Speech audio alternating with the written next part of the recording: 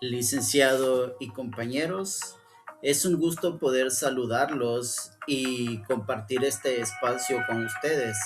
En esta ocasión voy a desarrollar el tema lavado de activos y enriquecimiento ilícito, un tema de gran importancia para Honduras, ya que está relacionado con la investigación de delitos financieros, el control de bienes de origen ilegal y las herramientas jurídicas que utiliza el Estado para enfrentar estas conductas.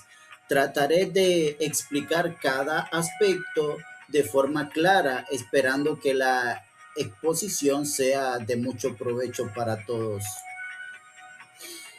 La presente actividad estará basada en el análisis de cuatro interrogantes relacionadas con el lavado de activos, el enriquecimiento ilícito y la privación del dominio de bienes de origen ilícito en Honduras. A partir de estas preguntas se desarrollarán aspectos importantes sobre la forma en que se investigan estos delitos, la naturaleza jurídica, la influencia de las normas de derecho internacional y los alcances legales de la privación del dominio.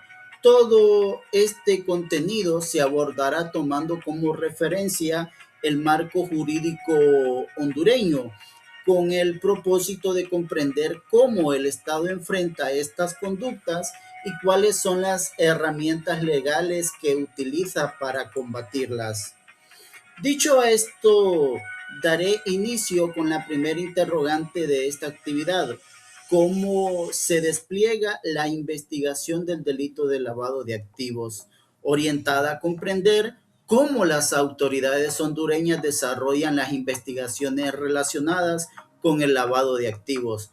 Para ello es importante observar la manera en que se organizan las acciones de investigación, las cuales se desarrollan mediante un enfoque de inteligencia financiera paralela, que permite identificar y analizar incrementos patrimoniales injustificados o transacciones sospechosas relacionadas con delitos fuentes como el narcotráfico, la corrupción y la extorsión, facilitando la recopilación de información relevante para la investigación penal.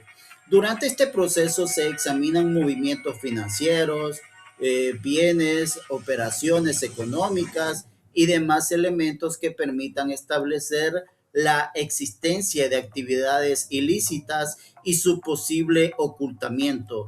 Su finalidad principal es demostrar el vínculo entre el origen ilícito de los recursos y los bienes o activos que se pretenden legitimar, fortaleciendo así la acción del Ministerio Público para ejercer la persecución penal y solicitar las medidas legales correspondientes.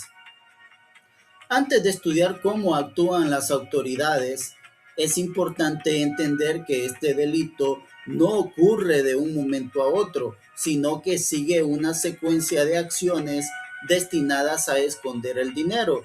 El delito de lavado de activos no ocurre de manera aislada, sino que responde a un proceso organizado mediante el cual los recursos provenientes de actividades ilícitas son ocultados y posteriormente incorporados a la economía con apariencia de legalidad.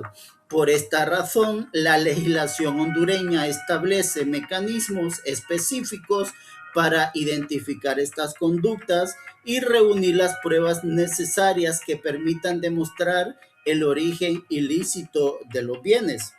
Para comprender mejor cómo se desarrolla este delito y la forma en que las autoridades lo investigan, es necesario analizar dos aspectos fundamentales. En primer lugar, las etapas operativas del lavado de activos y en segundo lugar, la fase de investigación.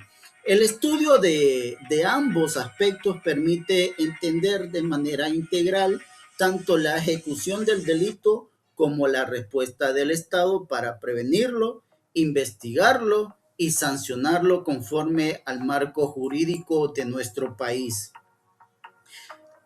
A su vez, para entender cómo el dinero ilícito cambia de apariencia y entra nuevamente a la economía, conviene observar el recorrido que siguen esos recursos.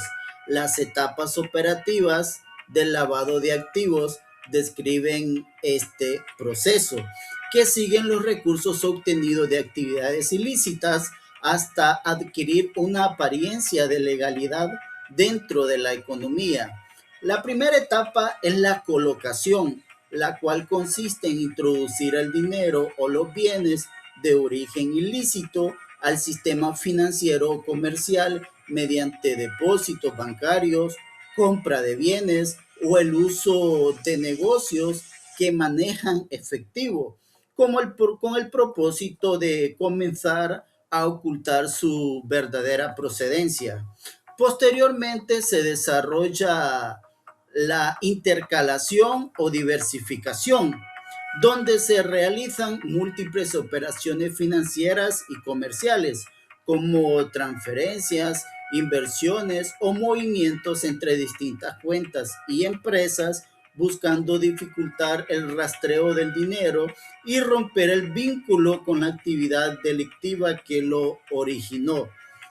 Finalmente se presenta la integración, considerada la última etapa del proceso en la que los recursos regresan a la economía formal, aparentando haber sido obtenidos de manera legítima, siendo utilizados para adquirir inmuebles, empresas u otras actividades que permiten a los responsables disponer de ellos como si fueran de un origen completamente legal.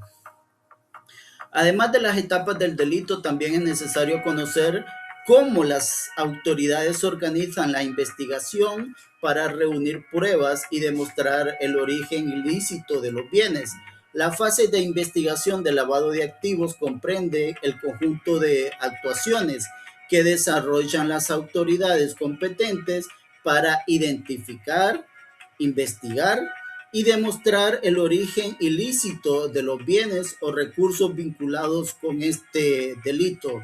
La fase inicial o de inteligencia financiera comienza con el análisis de reportes de operaciones sospechosas y demás información financiera que permite detectar movimientos inusuales, identificar posibles indicios de actividades ilícitas y determinar si existen elementos suficientes para iniciar una investigación penal. Seguidamente, en la fase de investigación preliminar, el Ministerio Público realiza diligencias orientadas a reunir los medios de prueba necesarios, entre ellas análisis financieros, inspecciones, aseguramiento de bienes, levantamiento del secreto bancario y otras actividades que permitan reconstruir la ruta del dinero y establecer su verdadera procedencia. Y por último, la fase judicial se da cuando la Fiscalía presenta el caso ante los tribunales competentes, donde se valoran todas las pruebas aportadas para demostrar la responsabilidad de los imputados y el origen ilícito de los bienes, llegando el órgano jurisdiccional dictar o no dictar una sentencia condenatoria de acuerdo a las pruebas evacuadas. Después de analizar cómo se investiga este delito, también es importante conocer las consecuencias legales que puede enfrentar quien participa en estas conductas. La punibilidad del delito de lavado de activos en Honduras comprende tanto penas privativas de libertad como sanciones de carácter económico y patrimonial, cuya finalidad es castigar a los responsables y evitar que continúen obteniendo beneficios derivados de actividades ilícitas. De acuerdo con el artículo 439 del Código Penal, cuando el valor de los activos excede de 2 millones de lempiras, la pena es de 5 a 8 años de prisión, además de una multa equivalente al 50% del valor de los bienes. Si el aumento oscila entre los 2 a los 5 millones, la sanción también aumenta de 8 a 10 años de prisión y una multa equivalente al 100% del valor de los activos. Mientras que cuando el valor supera los 5 millones de lempiras, la pena puede alcanzar de 10 a 13 años de prisión y al igual de la pena, la multa también aumenta a 150% del valor de los activos. No obstante, cuando los bienes proceden de actividades especialmente graves como el narcotráfico o la delincuencia organizada, o cuando se utilizan contratos u otros mecanismos para ocultar su origen ilícito, la ley especial contra el lavado de activos establece penas que pueden oscilar entre 15 y 20 años de prisión. Además de estas sanciones, la legislación hondureña autoriza el aseguramiento, comiso y confiscación de los bienes, productos e instrumentos relacionados con estos delitos, así como la imposición de otras multas y medidas patrimoniales destinadas a impedir que permanezcan en poder de los responsables.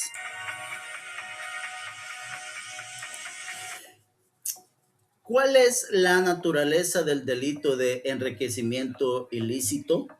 Para iniciar el estudio de esta figura penal, es útil comprender por qué la ley presta especial atención al aumento del patrimonio de los servidores públicos y a la necesidad de justificar su origen.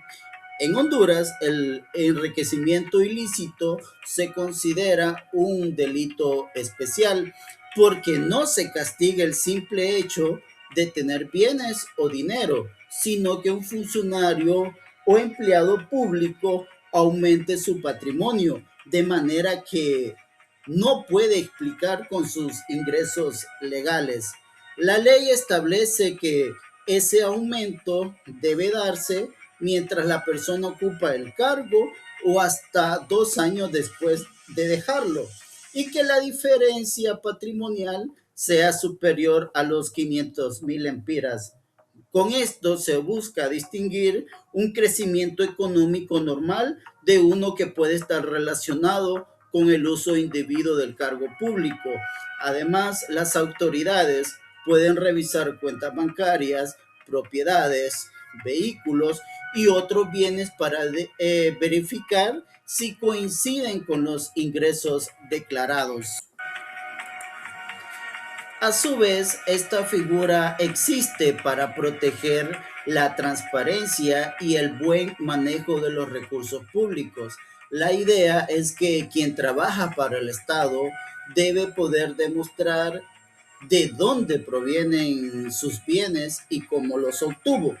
Por eso, cuando aparece un patrimonio que no coincide con los ingresos declarados, la ley permite investigarlo y si se confirma la irregularidad, imponer prisión, multa e inhabilitación para ejercer cargos públicos. Estas medidas buscan que los funcionarios actúen con responsabilidad y mantengan una conducta acorde con el servicio público. También ayudan a recuperar la confianza de la ciudadanía en las instituciones del Estado. Dentro del sistema penal hondureño, esta figura del enriquecimiento ilícito tiene un lugar específico relacionado con la protección de la administración pública y el control del patrimonio de los funcionarios a través del sistema penal hondureño. El enriquecimiento ilícito se ubica entre los delitos contra la administración pública. No es necesario demostrar un acto específico de corrupción para iniciar un proceso. Lo importante es comprobar que existe una diferencia considerable entre el patrimonio del funcionario y sus ingresos legítimos. Cuando esa diferencia no tiene una explicación razonable, el caso puede ser llevado ante los tribunales para determinar la responsabilidad correspondiente. Esta característica facilita que las autoridades actúen cuando detectan aumentos patrimoniales desproporcionados.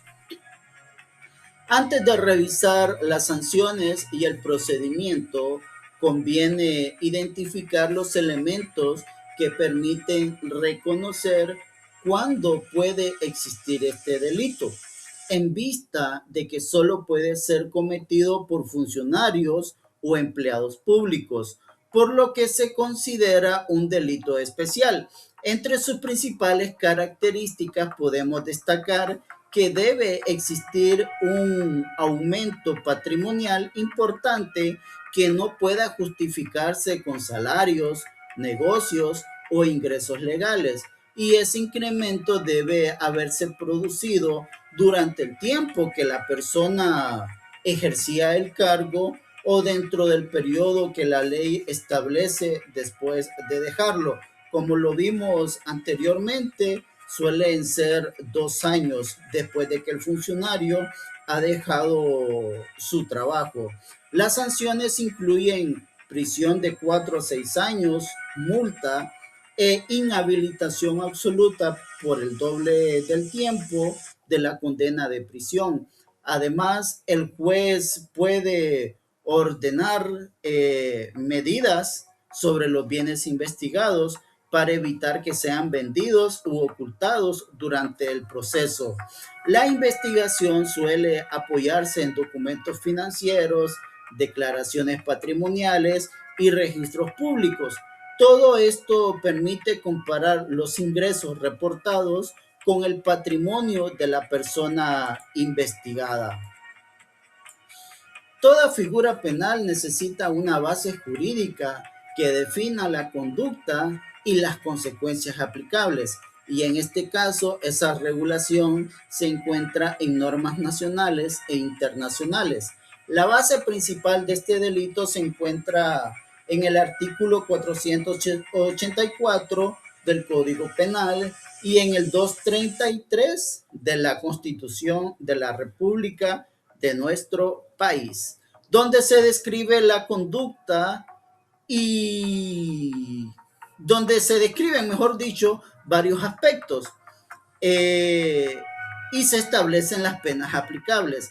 Además, Honduras ha ratificado la Convención de las Naciones Unidas contra la Corrupción, que promueve medidas para prevenir y sancionar este tipo de hechos. Esto significa que la regulación del enriquecimiento ilícito tiene apoyo tanto en la legislación nacional como en compromisos internacionales orientados a fortalecer la transparencia y el control de la corrupción. La Constitución de la República de igual forma reconoce la importancia de cumplir con los tratados internacionales ratificados por el país. Gracias a ello, las normas internas pueden complementarse con estándares internacionales en materia de la lucha contra la corrupción. Para comprender cómo Honduras enfrenta estos delitos, primero es necesario observar el apoyo que brindan las normas y acuerdos internacionales en las investigaciones y en la cooperación con otros países. Las normas internacionales tienen una incidencia directa en la forma en que Honduras investiga y sanciona el lavado de activos y el enriquecimiento ilícito. Muchos tratados ratificados por el Estado pasan a formar parte del derecho interno y sirven para fortalecer las investigaciones, recuperar bienes y mejorar la cooperación con otros países. Además, estas normas permiten compartir información financiera, solicitar ayuda judicial y seguir el rastro de bienes que se encuentran fuera del territorio nacional. También impulsan la creación de controles más estrictos sobre operaciones económicas y el fortalecimiento de las instituciones encargadas de combatir la corrupción y la legitimación de capitales. En palabras simples, ayudan a que las autoridades tengan más herramientas para encontrar el dinero ilícito, rastrear pruebas o los bienes que están en otro país. Ahora pasamos a la última interrogante de esta actividad. ¿Cuáles son los alcances de la privación del dominio de los bienes de origen ilícito? Antes de revisar los efectos y alcances de esta figura, conviene tener una idea general de su propósito y de la forma en que utiliza para afectar el patrimonio relacionado con actividades criminales. La privación del dominio es una figura legal que le permite al Estado quitar de manera definitiva los bienes que provienen de actividades ilegales o que fueron utilizados para cometer delitos. Su finalidad es impedir que las personas continúen obteniendo beneficios económicos de recursos adquiridos de forma ilícita y evitar que esos bienes sigan sirviendo para financiar actividades criminales. En Honduras, esta medida se aplica especialmente en casos de lavado de activos, corrupción, narcotráfico, crimen organizado y otros delitos graves que generan ganancias económicas importantes. Además, busca proteger el patrimonio de la sociedad y reforzar la idea de que el delito no debe producir beneficios económicos permanentes. Para comprender el efecto de esta medida, es necesario analizar qué ocurre con los derechos de las personas sobre los bienes investigados una vez que interviene la autoridad judicial. Los alcances jurídicos de la privación del dominio son amplios, porque la persona pierde todos los derechos sobre el bien una vez que el juez emite la resolución correspondiente. Esto significa que ya no puede usarlo, administrarlo, venderlo, hipotecarlo, ni reclamarlo como parte de su patrimonio. La medida puede recaer sobre dinero, cuentas bancarias, vehículos, inmuebles, empresas, acciones y otros bienes relacionados con actividades ilícitas. También puede aplicarse cuando se demuestra que el bien fue adquirido con dinero de origen ilegal, aunque haya sido transformado o mezclado con recursos aparentemente legítimos. Con ello, el Estado busca eliminar cualquier vínculo jurídico entre el delito y el patrimonio obtenido de manera ilícita. Cuando la privación del dominio se declara de forma definitiva, se producen consecuencias o efectos jurídicos que cambian por completo la situación del bien y de su antiguo titular. Cuando se declara la privación definitiva del dominio, el bien deja de pertenecer al titular anterior y pasa a favor del Estado. A partir de ese momento, la persona pierde completamente el control sobre el bien y no puede realizar actos de disposición ni reclamar beneficios derivados de él. Como ya lo mencioné anteriormente, pero algo que quiero destacar ahora es que además la medida puede afectar bienes transferidos a terceros cuando se demuestra que conocían el origen ilícito o participaron en maniobras para ocultarlo. Esto permite evitar que los bienes sean movidos de un lugar a otro o puestos a nombre de otras personas con el fin de impedir su recuperación.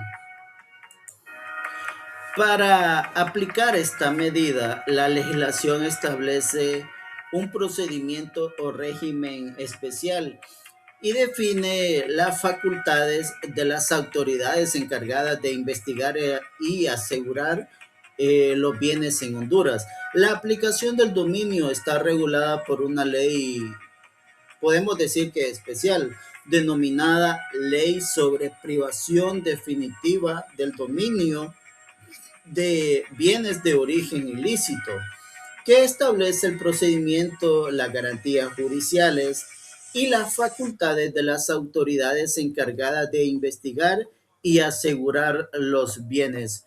Durante el proceso, el juez puede ordenar medidas cautelares como el aseguramiento, el embargo o el congelamiento de cuentas bancarias para evitar que los bienes desaparezcan o sean transferidos mientras se desarrolla la investigación. Estas medidas tienen un carácter preventivo y buscan conservar el valor de los bienes hasta que exista una decisión definitiva. Al mismo tiempo, la ley exige que se respete el derecho de defensa y que la persona afectada tenga la oportunidad de presentar pruebas y argumentos en el proceso judicial. Después de conocer cómo se asegura y pierde el dominio de los bienes ilícitos, es importante ver qué sucede con ellos una vez que pasan al Estado y cómo pueden aprovecharse en beneficio colectivo. La privación del dominio también tiene como finalidad recuperar bienes obtenidos mediante actividades criminales y ponerlos nuevamente al servicio del interés público.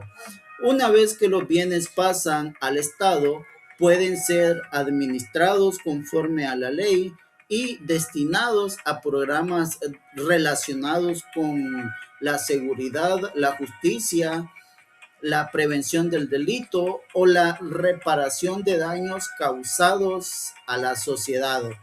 Esto permite que recursos que antes beneficiaban a estructuras criminales puedan ser utilizados para fortalecer instituciones públicas y apoyar proyectos de utilidad social.